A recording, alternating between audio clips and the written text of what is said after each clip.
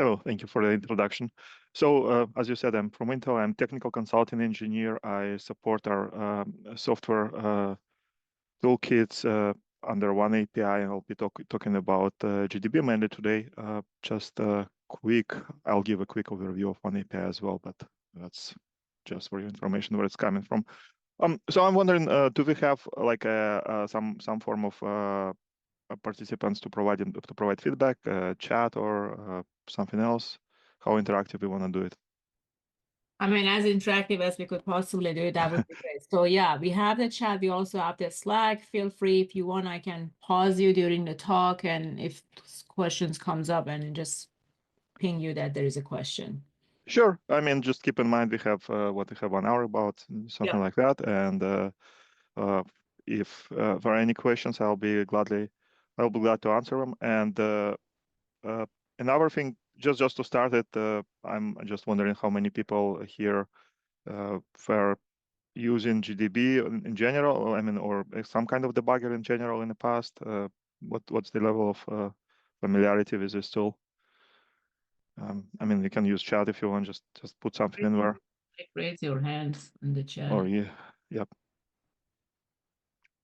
Meanwhile, I'll just talk about agenda a little bit. So I will give a little short overview for GDB, and then we'll dive more deeply toward GPU offloaded code debugging, explain how all this offload process works, and where the debugger comes in, and all kind of considerations when you debug such a code. Toward the second half, I think maybe 2/3 toward the talk, I can give a GDB demo. And when we have some summary references, some additional information also for other things that I will not be covering today, but potential uses for GDB. So with that said, let's dive into it. So quick overview of the one API. Basically, it's a set of tools and libraries. We have several toolkits, a HPC toolkit for, well, obviously high performance computing, or base toolkit for mostly for anything but high performance, although some tools are shared between them. From interesting things included where all our things are interested, but relevant to this topic, we have compilers. This time around, the later versions, they include LLVM-based compilers. They are optimizing, and one of the things which is really useful for GPU support is SQL. So that basically gives you an ability to offload calculations to the GPU or other accelerators you might have. The goal of one API, the initial goal was to enable developers like you to write code for heterogeneous platforms and offload processors. Basically, the idea was that you write your code once, and when you don't care that much really if it runs on CPU or GPU or some another accelerator, basically the code remains the same. There might be some caveats to that, but that was the idea. Now, Intel distribution for GDB is included in that one API toolkits, and generally it is based on standard GDBs, standard open source GDB, which might be included in your Linux distribution. There are some additions that we made to that. So, for example, the GPU support is something that we've added. For some additional Fortran expression evaluator support.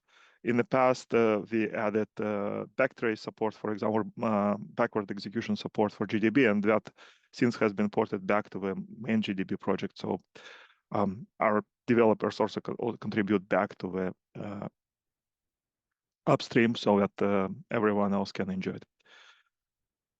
Now, again, speaking about GDB support, so one of the important things there is the ability to debug your application. So your application will be running on GPU. You'll run main application on CPU, and then it will do some kind of offload to GPU, run what we call kernels, and basically you can do all this debugging from the same GDB session. So you don't need to launch separate debugger for your GPU and separate debugger for the CPU. It's all one session. And when there are some things that are required to do that, so for example, it detects GDB will detect when your process spawns with offloaded processes that run on GPU, and it will start instrumentation that will allow it to connect to these processes and debug them. And there are some other things. So, for example, I mentioned here SIMD lanes, and I'll go look at that a little bit more in depth later on. But it's not specific to GPU. So CPUs also have SIMD instructions, modern CPUs, but for particularly for debugging GPU offloaded code, it comes useful because your compiler will optimize code and will split your, say, unroll your your loops and put them on different SIMD lanes, and you'd want to look at this as a separate instances or something like that. So you're not so much interested in the content of SIMD registers, but rather the separate variables for each thread. Okay, so that's a little bit on the GDB overview. For these who haven't used GDB in the past, or it's been some time since you used GDB, generally it is a CLI-based debugger. You interact by typing some commands in there. And this slide gives you a list of popular commands or frequently used commands. And you can look at that. You can come back to these commands later when I do the demo. But just to quickly go through, so help is pretty useful. You can do help and then type whatever command you're interested in. Or if you do help without any arguments, it will give you a list of classes of commands it support, and you can kind of use help on these command classes to get more understanding on how it works. Whereas also a user guide available. It's pretty long document if you want to go that way. Run. So when you start GDB, you have options of just starting GDB by itself. You can start GDB and specify the application you want to run under GDB. You can also start GDB and then attach to an already running application. So there are these options. Now, if you loaded application, started GDB loaded application, but say you want to run it, you can specify some commands using some arguments that your application will take using the arguments to run command. If you just do run without any arguments, it will take whatever you could specify arguments. You also using --args when you run GDB, and there is also other ways to specify arguments, but basically that's one of the ways. Break is to create a breakpoint. You can specify a file. If you don't specify a file, it will take whatever the file is default right now. And when you have colon and you can specify a line number, that's where you want your breakpoint to be. Alternatively, you can use a function name, for example, to specify the breakpoint in that function. Info breaks will give you a list of currently set breakpoints. So that actually comes useful later on when we talk about offloaded debug. And we'll see interesting behaviors there. Delete, so reverses the break action, basically deletes a breakpoint. When you set a breakpoint, by the way, it assigned a number, so just a kind of serial number of breakpoint from 0 to whatever.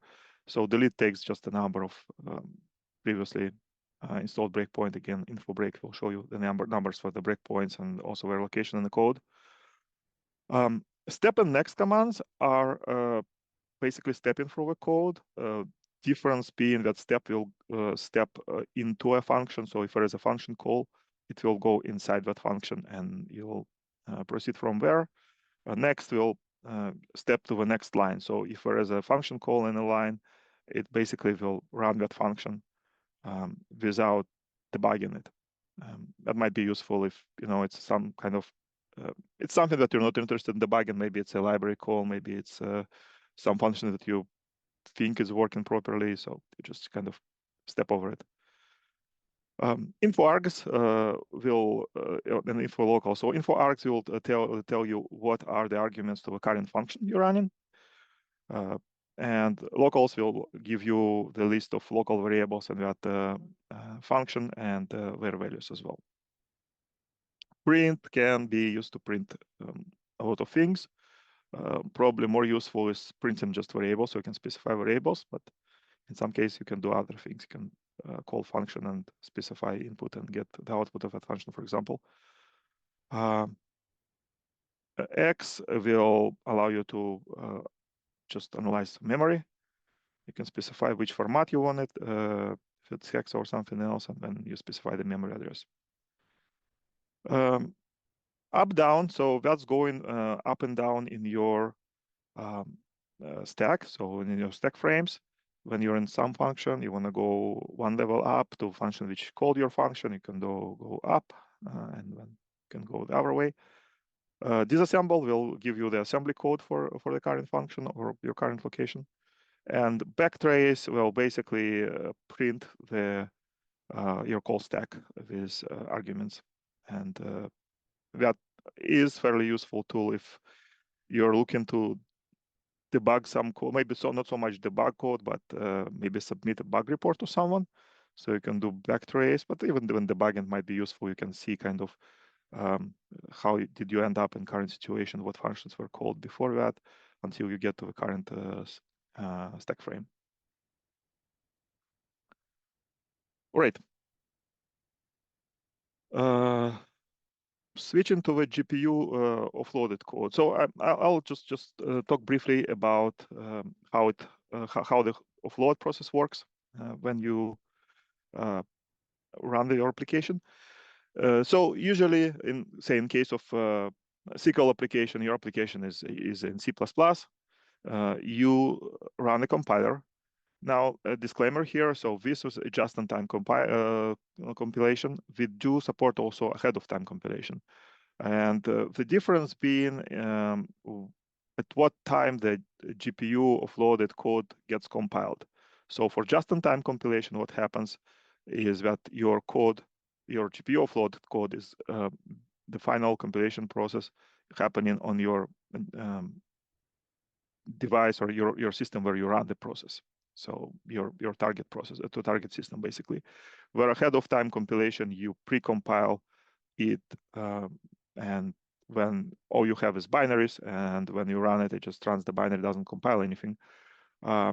Advantages, disadvantages, just-in-time compilation allows you to not worry so much about the target architecture. So say it might be Intel Ponte Vecchio, which you have in Aurora, or it might be Intel Gen graphics or something like that, which you have on the desktop systems. So you don't worry about that much. When you come to run your application, the runtime will figure out what accelerators you have available and will compile for these accelerators. But ahead of time compilation, you'll need to know what is your target architecture, basically. All right. So when you take, going kind of left to right on that diagram above, you take your source, you run your source compile on it, and that will be your build system or whatever. What happens in this case, it generates, the compiler will generate binary for your host processor, x86 64, for example, and it will use intermediate format called SPIR-V, which is used to compile your offloaded code. So your offloaded code is going to be pre-compiled in intermediate format. It will not be compiled to your target GPU target format. With that, it also will include debug information for both host binary and that SPIR-V code. So that debug information will be used later on by a debugger. Now, when you run your application on your target device or your target system, so host process will run, and at the time of initialization, it will also run the compiler, the graphics compiler included in the runtime, and it will basically compile your SPIR-V code to a set of ELF files, ELF binaries with your target GPU machine instructions, basically. And it will also include debug information with this ELF binaries, dwarf format, if you're wondering about that, right? And when it just runs, so your host process runs, and whenever needed, with just-in-time compiled kernels will be loaded to your GPU, will run and exit, clean up, and so on.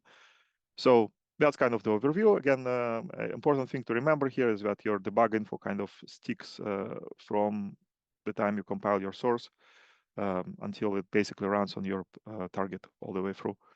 And to that point, so when you compile, generally you should specify -g flag that will include the debug information in your, all that purple debug info. If you don't specify -g, debug information will not be included. And when you also specify -0, that is optional, but highly recommended. So what it will do, it will disable most of the optimizations. And that allows you to have basically your binary code will correspond better to your original source code. Otherwise, some optimizations will change the structure of a kind of application and its or functions. Do a lot of, say, loop unrollings and such, which when will be a little bit more difficult to debug. One reason that you might use O2 still is that O0 also reduces performance. So if you debug a big application and it's slow under debugger, well, you can give O2 a try. Might be better way to do it.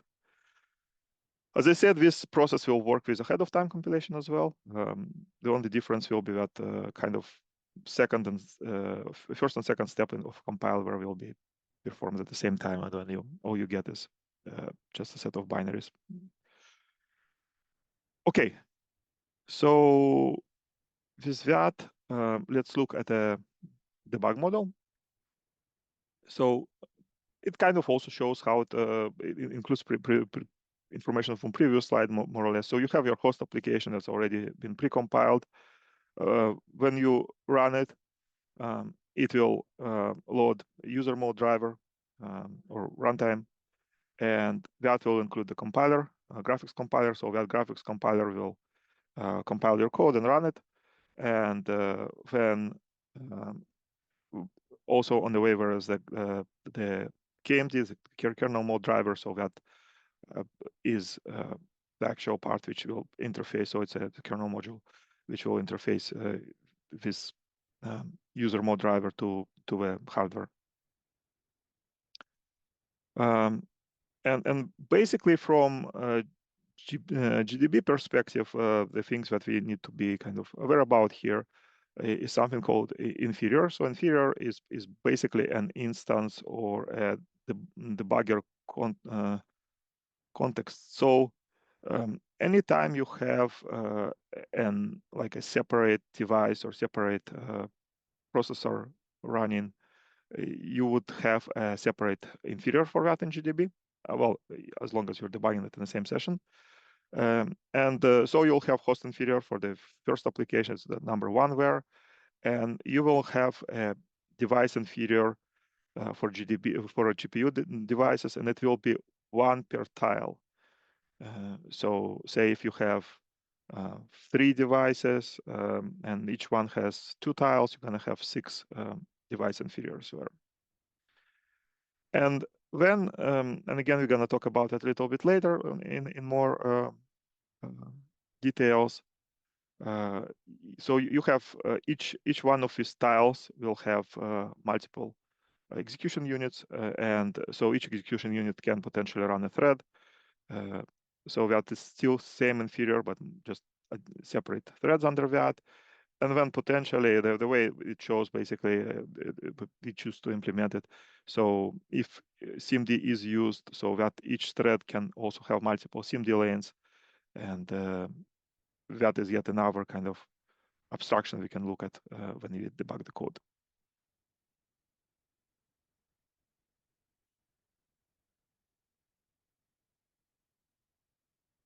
A few things that are a little bit different between GPU and CPU debugging. Well, commands are mostly the same.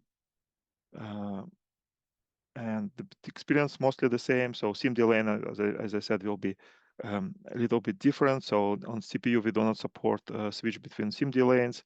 In GPU, you can switch, and I can show you how to do that. So you basically, the debugger will thread each SIMD lane as a separate thread, kind of a logical thread. And when call to kernel function, so that has to do, for example, with print instruction. As I said, you can call kernel functions and where or functions. So it is supported on CPU. It is not supported on GPU at this point of time. There were some other differences we can talk about them a little bit later. And so I mentioned the inferiors already. Just kind of overview, more detailed overview of that. So when you run a process with some offloaded code, the GDB will create, well, at least our GDB will create inferior for each one of these devices you have or tiles you have. So we'll have one native Linux thread for, or inferior for the host application or some application itself. And then for each GPU tile, the GDB will run GDB server GT. So it's basically the process which controls the execution of that inferior or that device, and it will attach to that. So you have control over that device in the same GDB session, basically.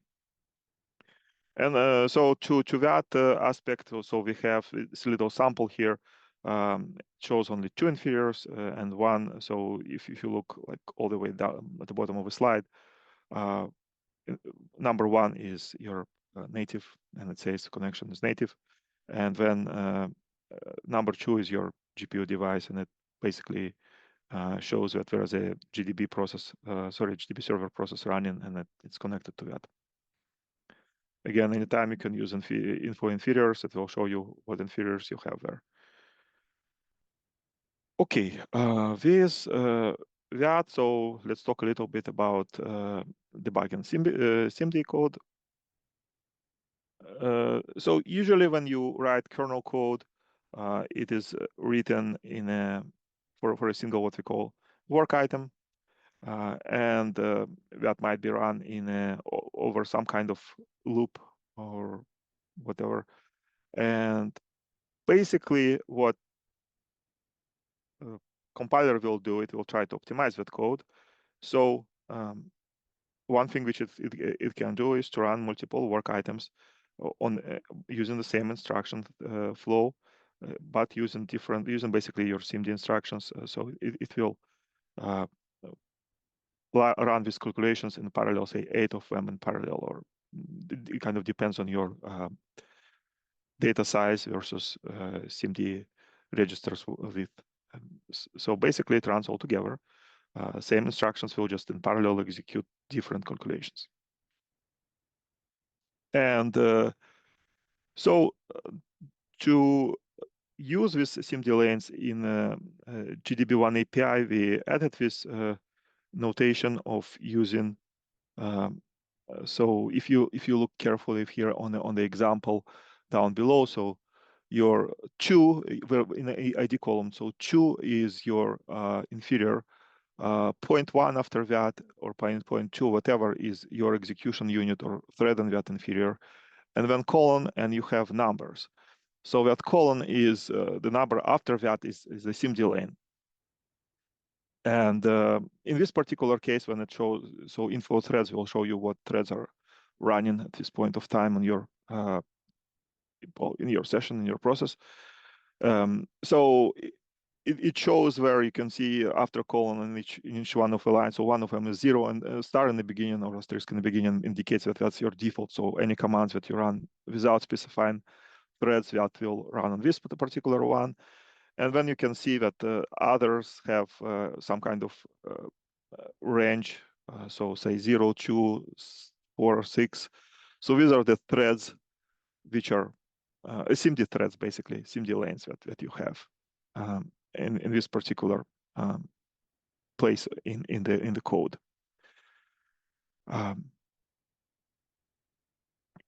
So here a little bit even more detailed explanation. So basically, what will affect your number of SIMD lanes and how does it work, generally speaking, right? So as I said, the number of lanes could depend on things like the width of your SIMD registers versus the data size. And so basically you just divide that width by the data size and you get the maximum number of lanes you can run at that point of time. It's worth mentioning that it might be somewhat dynamic. So if your code, one time you work with floats and when you switch to doubles or something like that, it might change the data size. So this will be adjusted accordingly by the compiler during optimization. And then other things which might affect. So for example, if your workload size just not enough to populate all the lanes, when some lanes will not be populated. Another thing, so with SIMD, instead of, so when you have some kind of conditional execution, say, whereas in a little example, we're on the top right, and we basically run instruction depending on whether index is odd or even. And so what will happen underneath, actually, when you run this code on SIMD, there will not be any kind of conditional jumps or anything like that. It will be one single flow of instructions, but instead it uses a mask register, an execution mask register, so which set which lanes the instruction should be calculating and which it shouldn't be touching, right? So say in this case, if you're during the even phase of execution, it will just mask out all the odd lanes, and then in the else it will do the opposite. So mask out all the even lanes, so only process data for the odd lanes. So the reason for that is basically, again, we want to process this data as at one instruction. So each instruction processes multiple data. So kind of using any conditional jumps will not be helpful. Okay, multi-device debugging. So as I said, you can have multiple devices. Again, in Aurora seems to be, we have 6 tiles, and you can, your kernels can be offloaded to all with GPU devices or a subset of them. One API, there is a way to specify which devices you want to use. By default, it will try to use all it can get or all it can use. And just as, with one device, one GPU device, you can use GDB to debug multiple GPU devices in the same session.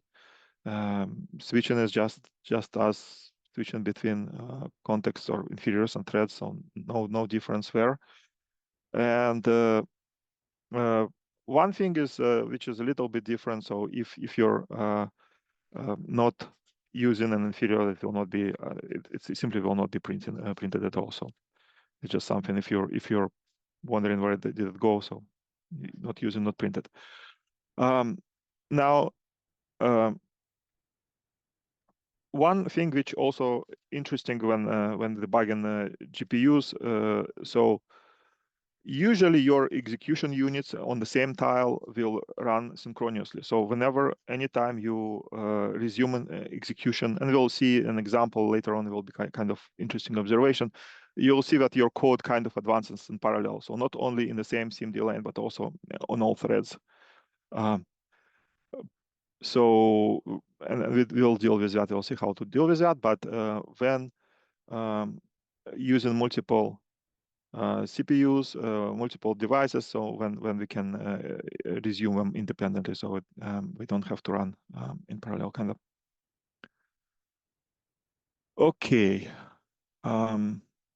This is just an example, shows you, a debug session with 2 GPU devices. So you have kind of in the yellow rectangles where host application is the top one, and then 2 and 3, inferiors 2 and 3 are your GPU devices.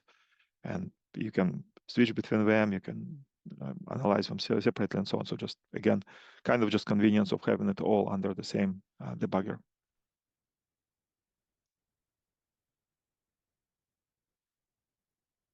A little bit of a review of commands again. So commands that I think we were seeing throughout this slide so far, and that are a little bit more specific for GPU debugging. So info inferiors will show you all the inferiors you have.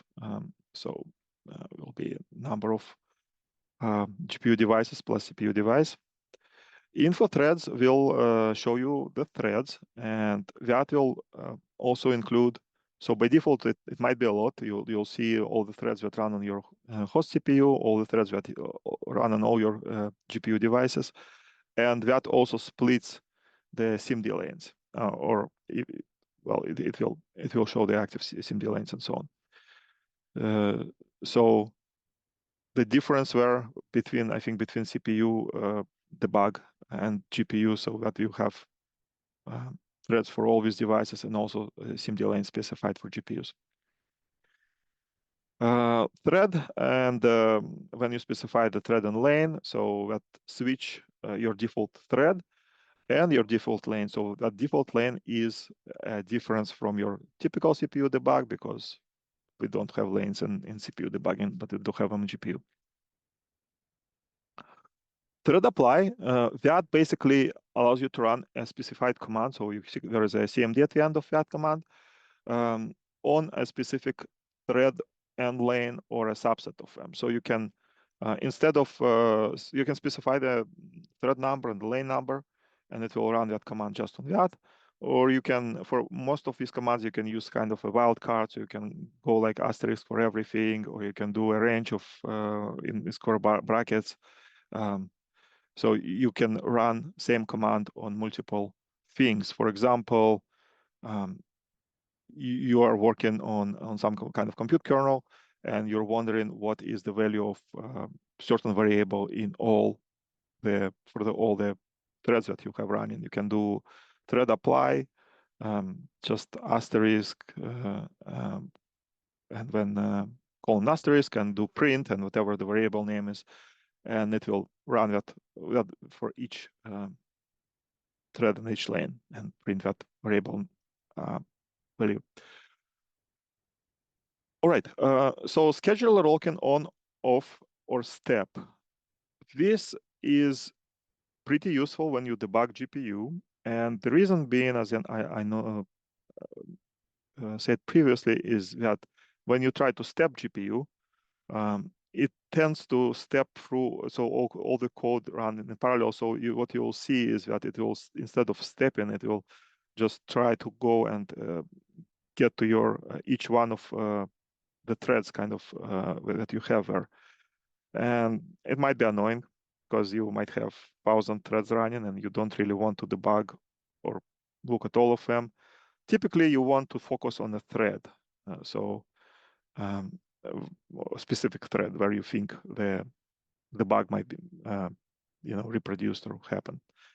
So you can use this set scheduler locking to on, and that basically will restrict or any context switches. So you'll stay within single thread, within the current thread. Basically, it will not switch to other threads. It might create some situations where your process will be hanging or something like that, because if you have kind of synchronization, and that thread will be waiting on some other threads to complete, they will never complete. Basically, will be just turned off and will not go any place. Step is a kind of in between solution. So step, it does looks with scheduler, but only for step instructions, so only for next and step commands. For other commands, if you just do say continue, it will still run all the threads. So that is kind of, I think, better alternative in many cases. Non-stop, on-off, so behavior for other threads when a thread stops. So default behavior is to stop all the threads when you have. So you hit a breakpoint, for example, it will not only stop that thread which hits breakpoint, but it will stop everything else too. If for whatever reason you don't like this, you can do non-stop, and it will only stop that thread which hits the breakpoint at that point. Print -t $e_mask will print the execution mask for your SIMD instructions. Basically, we'll print a number specifying which lanes are enabled, kind of a bit mask of enabled lanes.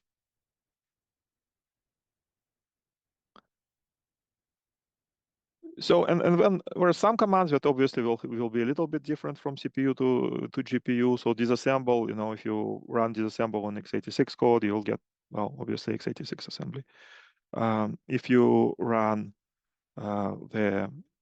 it's on GPU, you'll get basically the GPU assembly code instead, and the registers and so on. So that's kind of an obvious difference. Step, so talked about that quite a few times already. Basically, the difference might be that in case of SIMD lanes, we support SIMD lanes for any stop, and also potentially if you don't do scheduler locking, it will switch between lanes and threads. Break, so creates breakpoint, but in case of the offloading, it is possible. So first of all, when you do break, it will create probably multiple breakpoints. One, so you specify, you give it basically say a line number in a file or a function name. But when you have multiple threads running or multiple devices running, so basically you have multiple instances of that code on different devices. So when you do a break, by default, it will just go ahead and create breakpoints on all the devices you have for that, where you have the instance of that particular code. To make it more interesting, usually you will also have an instance for your native CPU as well for the kernel. So it will be, say, one breakpoint for your CPU and then multiple for each one of your inferiors. So that might be not a desired behavior. So if you target a specific SIMD lane or specific inferior, you can specify that by using additional thread or inferior number where at the end of a break command.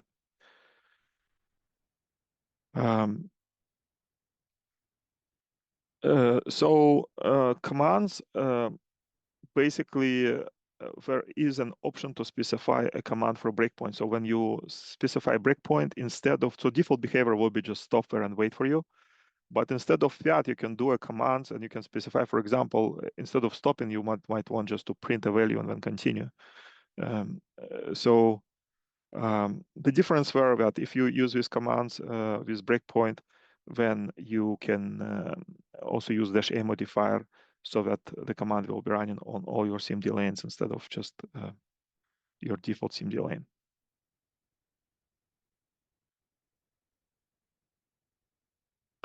So before I dive into more practical stuff, I'm wondering if people have any questions so far. I've been kind of going a little, I think, faster from the slides because you can review them later if you want. So any questions, any comments?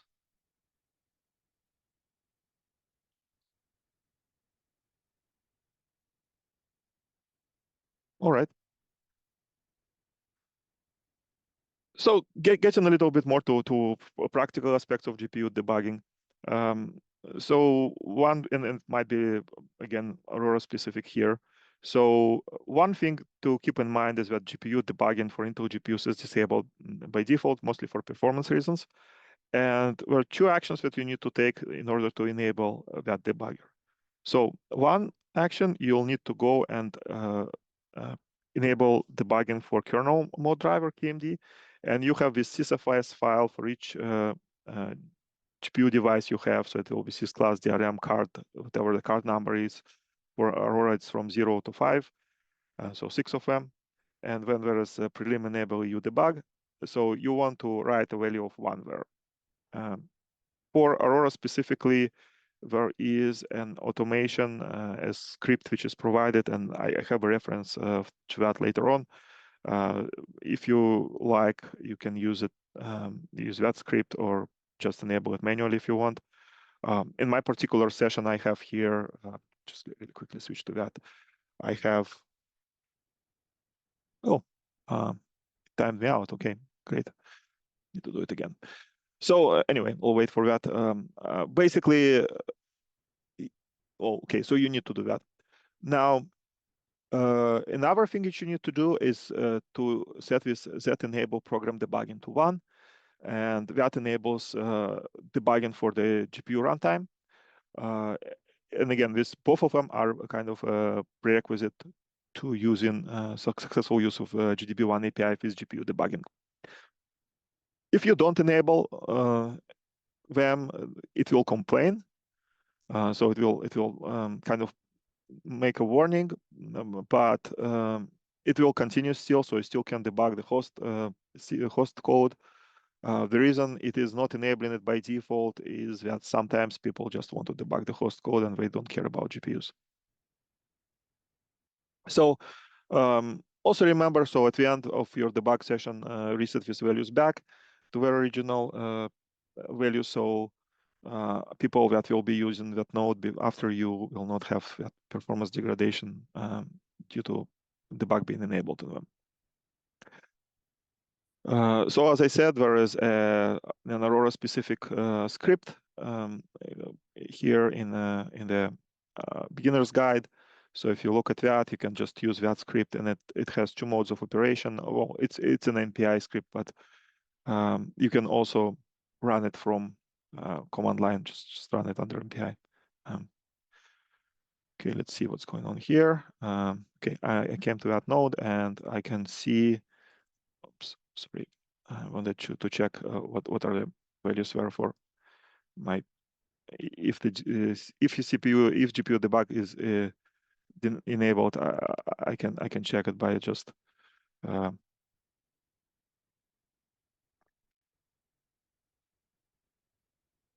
this. So 0 means disabled, right? And when I can enable it by just running these commands, something like this, right? So now if I go back to check the value, it should be 1. So GPU debug is enabled now. And another thing which I said, I would like to set this enable program debugging to 1. Now, if you're running under MPI, remember that you need to pass this variable to the MPI.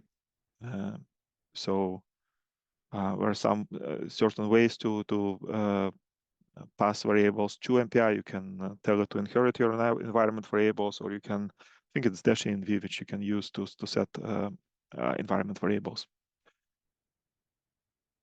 All right. So with that said, let's take a look at a little debug demo, or not a little debug demo, and hopefully some of these things that I was showing so far will be covered by that. And if not, you can ask questions, and we can do some experiments there. I'll be using a fairly simple code. It is in our samples actually for GDB. It is an array transform application. Let's just really quickly go through the code, right? So what it does, it has a let's see, it's function main here. We initialize some kind of array there, and when we start, so this is create a queue for the SQL, and when it submits a task, a compute series of one compute kernel here, and what it will do, it will basically take an index, a value from that input array, add 50 to that, and then it will check if the ID of that element is even. It will add 50 to the result, or if not, it will set it to -1, and then we'll copy the result to the output, and that's it. So it doesn't do much really, just really simple kernel which goes over an array, right? So when I built this, so it comes with CMake files and so on. So you use CMake. If you are on Aurora environment, you'll need to do module load CMake. So this thing, and then you can run CMake to create the make files, and then make to build the code. Anyway, I already did all that, so I have my array transform binary here. To run it under GDB, I'll do just GDB one API, and I specify the file name, the binary file name. I'll say that in some cases, if your application accepts arguments, and if you want to pass arguments to that, you can do --arg, and then your application name, and then you go and specify like arg1, arg2, whatever application your arguments are for command line arguments for that application. That's one of the ways to specify them. In this case, my application doesn't do any command line arguments, at least not by default, so I will not be worried about that. I'll run it. So it starts here. Important things to note is that it will say this, reading symbols from. And if you don't see anything else in here, that's all good. Sometimes it will might tell you that there is no debug symbols. And that's something to worry about. Probably you forgot to specify -g when you were building your code.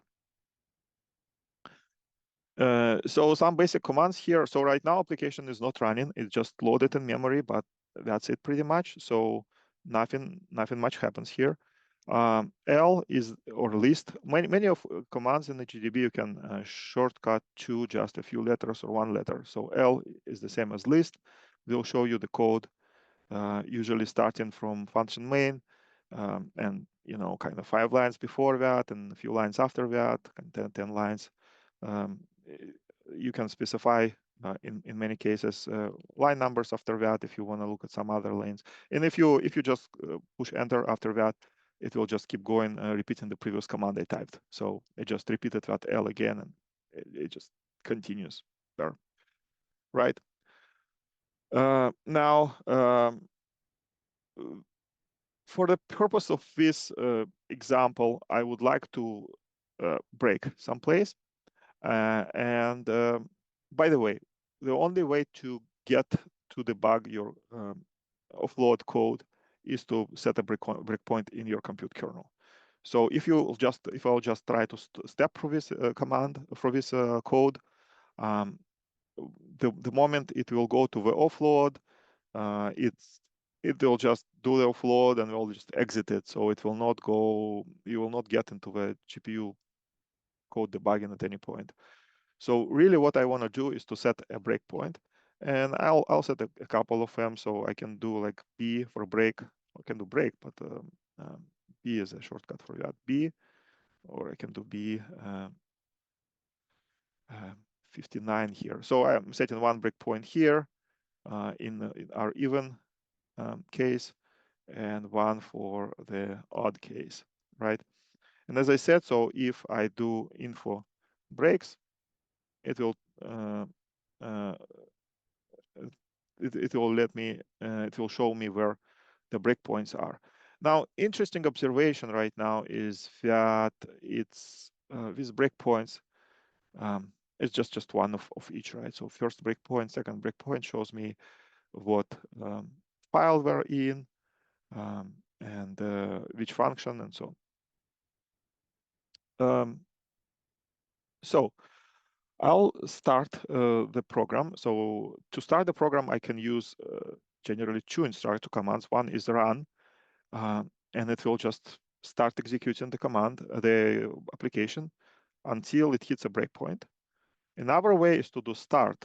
So the difference between start and run is that start, it will basically load whatever needs to be loaded, and it will set a temporary breakpoint at the first instruction of a main function. So that is a way to make sure that everything gets loaded, all your dynamic libraries get loaded and everything else. And you kind of in the beginning of application. In this particular case, I'll just do run. So you'll see that there is a bunch of output happening here. So you'll see all these notifications. WP is Linux lightweight process, which is the Linux name for threads. And then at some point of time, you also see this one, which is important. So you see there is the GDB server Z, and that our GDB server process, which was started and it attached to a GPU device here. And you can see that it says, okay, using this device. And so right now we switched actually, and we are in a thread which is a GPU thread, and we hit this breakpoint. So again, info inferior will show you all the inferiors we have. So you see there is one native, and there is, okay, so I was wrong. It's 6 devices, but it's 12. So 2 tiles each, so it's 12 tiles basically, and for each tile there is a process running there, right? Now I can, well, I mean, in our ways to info devices and see what the devices are available there, which it tells you to take a look at that, right? So it will give you all these devices where vendor IDs for them, all kind of things like that. That's the GPU devices. So if I want to just look at the variables, I can do info args and info local, and it will tell me what are the variables for that exist in current function or context. So that's our element which we're working on. This is our result, and let's see if we can try to do info threads.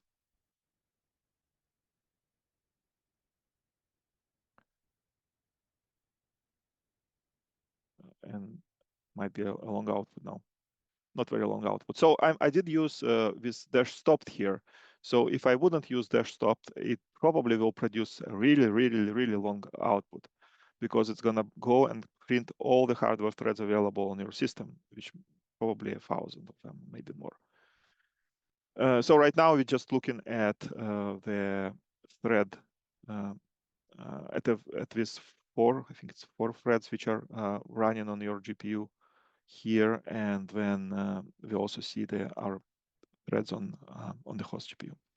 And as I said, so these things here are the SIMD lanes that we are running, and you might notice that they're all odd numbers here, and that is because we are currently, if you look all the way up here, we hit the second breakpoint, which was on our odd part of the if statement.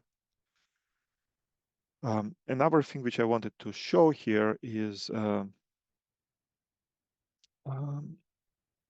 stepping. If I do step, so if I do just step here, what will happen is that it will hit another breakpoint right away with a different thread. So basically, and we'll go through them and we'll be just hitting them continuously.